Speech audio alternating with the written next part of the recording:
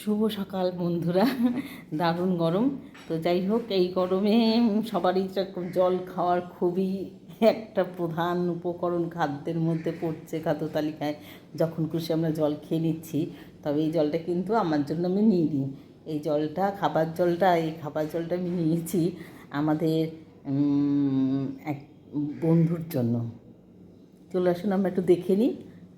বন্ধুর সংখ্যা যদিও অনেক কমে গেছে বিভিন্ন কারণে, কেননা প্রথমত আমার শরীর খারাপ 2 বছর ধরে, সেখান থেকে কিছুটা কিছুটা কমেছে। আর তাদেরকে ঠিক করে যত্ন নিতে পারিনি বলে বন্ধুর সংখ্যা অনেক কমে গেছে। আর তার আগে 2020-তে যখন আমাদের বাড়ি ওটাকে মেরামত হচ্ছিল, তো তখন আমরা কিছু গাছ অযত্নে এবং জায়গার অভাবে সেই গাছগুলোকে তাদেরকে রাখা যায়নি, সংরক্ষণ করে রাখা যায়নি। যাই হোক, আমরা মোটামুটিভাবে 2021-এর পরে অনেকগুলো গাছ আবার নতুন করে কেনা হলো, এবং সেইখান থেকে আমরা এসে কিছু গাছগুলোকে, যেখানে আমরা চলাফেরা করি না সেই রকম জায়গায়, সব জায়গাতেই রাখার চেষ্টা করলাম। নিচে একতলাতে কিছু গাছ আছে। আচ্ছা, দোতলাতে আমার দুটো এই ড্রয়িং রুমে জানলাগুলোর মধ্যে, এইগুলো ড্রয়িং রুমের জানলাগুলো যেহেতু অনেকটা বড় এবং খোলামেলা, বক্স জানলাগুলোর মধ্যে বেশ কিছু গাছ রেখেছিলাম। তো এখন তো এখানে মোটামুটি 3টে, এখানে এদিকে জানলায় 3টে, যেখানে 8-9টা গাছ ছিল, এখন 3টে গাছ হয়ে এসছে। এই দেখুন, গাছে কি সুন্দর ফুল ফুটেছে। ঘরে এখানে খুব একটা তাপ পড়ে, কিন্তু রোদ পড়ে না এই পাশটা দিয়ে। এটা হচ্ছে উত্তর দিকের জানলা।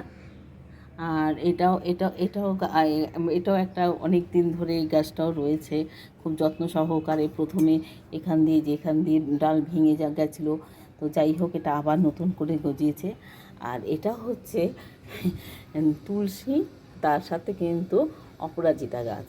এই অপরাজিতা গাছটা আর তুলসী গাছটাও, এগুলো নষ্ট হয়ে গেছিলো। যাই হোক, তুলসী গাছ তো নিজে থেকে আপনার থেকে আবার হয়, সেইভাবেই হয়েছিল। কিন্তু আবার যে অপরাজিতাটাও হবে, সেটা নিয়ে কিন্তু আমাদের যে ভাবনা ছিল না। যাই হোক, যখন নাকি গাছটা বেরোচ্ছে, তখন ছোটো এটা, তখন সবাই যখন জিজ্ঞেস করছে, না এটা আগাছা না, এটা মনে হচ্ছে এখানে অপরাজিতা গাছ ছিল, সেটাই আবার হয়ে উঠছে।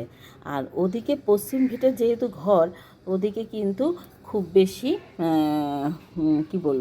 গাছ রাখা যাচ্ছে না এখন, প্রচণ্ড গরম।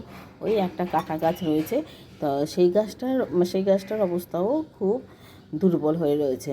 গাছটা যখন সুন্দর গত বছরও প্রচুর ফুল দিয়েছে, সেই ফুলগুলো প্রথমে সবুজ থাকে, তারপরে লাল হয়ে যায়।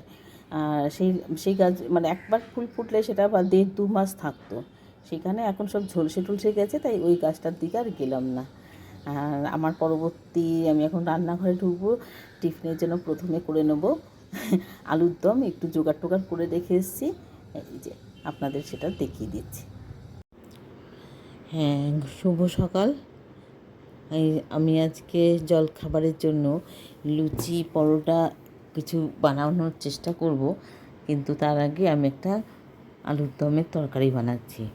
প্রথমে দেখতে পাচ্ছেন, মিক্সি গ্রাইন্ডারের মধ্যে নিয়েছি 1 চামচ ধনে গুঁড়ো আর 1/2 চামচ জিরে গুঁড়ো। নিয়ে নেব 4টে কাঁচা লঙ্কা, একটুখানি ভেঙে নিয়েছি। আর ছোটো করে টুকরো করে আদার টুকরো, আর নেব ক্যাপসিকাম, একটা ছোটো সাইজের পুরো গোটা ক্যাপসিকাম নিয়ে নেব। এটা দিয়ে আমি একটা স্মুথ, একটা সুন্দর পাতলা মতন হবে সেই ব্যাটার বানিয়ে নেব। মিক্সিতে এটাকে করতে দেওয়ার আগে আমি আলুগুলো কড়াইতে সর্ষের তেলে ভাজতে দেবো। নুন হলুদ মাখিয়েছি, তার আগে সেদ্ধ করে নিয়েছিলাম, সেদ্ধ করে জল ফেলে ধুয়ে নিয়ে নুন হলুদ মাখিয়ে আমি এটাকে ভাজবো। আচ্ছা, যেহেতু আলুটা সেদ্ধ আছে, খুব বেশি ভাজার দরকার নেই। একটু গ্যাসটাকে একটুখানি হাইয়ের দিকে দিয়েই আপনারা আলুটাকে ভাজবেন।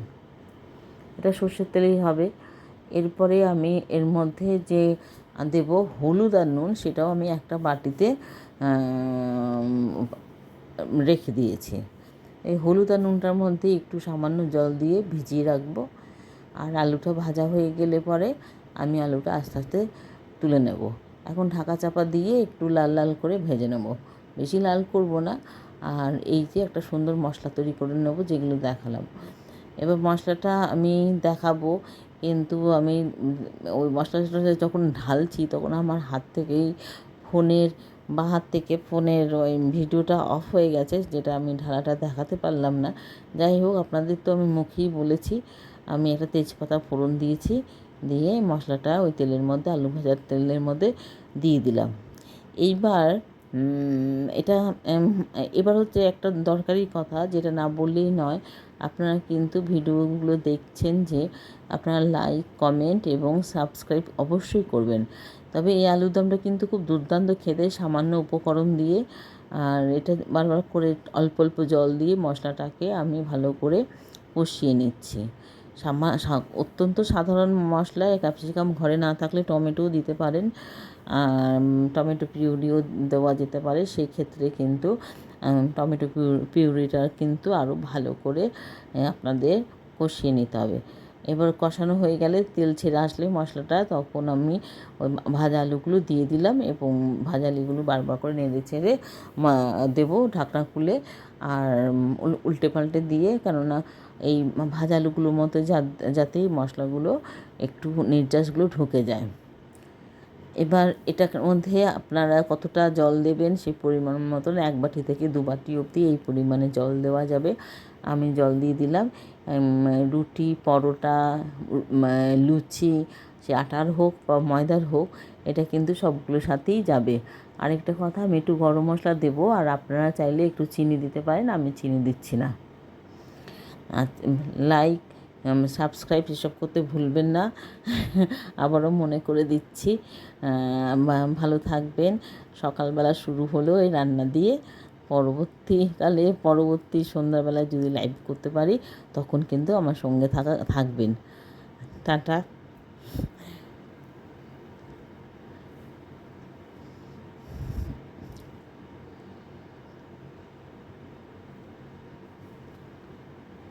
যে আমি একটু ধনে গুঁড়ো দেবো, এটা আলুরদমটা ফুটে আসলে পরে সামান্য ধনে গুঁড়ো দেবো। এটা আবার এই সামান্য ধনে গুঁড়ো না, গরম মশলার গুঁড়ো দেবো। আর এটা আমি ধনে পাতার কথা ভাবছিলাম মনে মনে, যে এটা ধনে পাতা দিয়ে করলেও ভালো হতো। তো যাই হোক, আমি ধনে পাতা দিলাম না, আমি একটু গরম মশলা দিলাম, সামান্যই দিলাম। এবার এটাকে ভালো করে নেড়ে এবার ঢাকা চাপা দিয়ে রাখবো কিছুক্ষণ, স্ট্যান্ডিং টাইম দিয়ে। তারপরে আমি এটাকে পাত্রে তুলে নেব।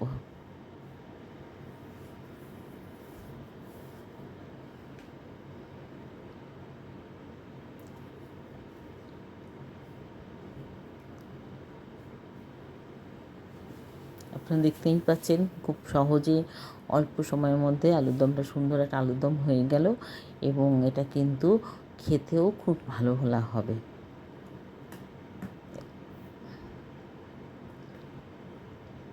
আমি আজকে পেঁয়াজ টেয়াজ কিছু দিইনি, নিরামিষ আলুর দম ক্যাপসিকাম দিয়েই করেছি। চাইলে টমেটো দিয়েও করতে পারবেন। টাটা।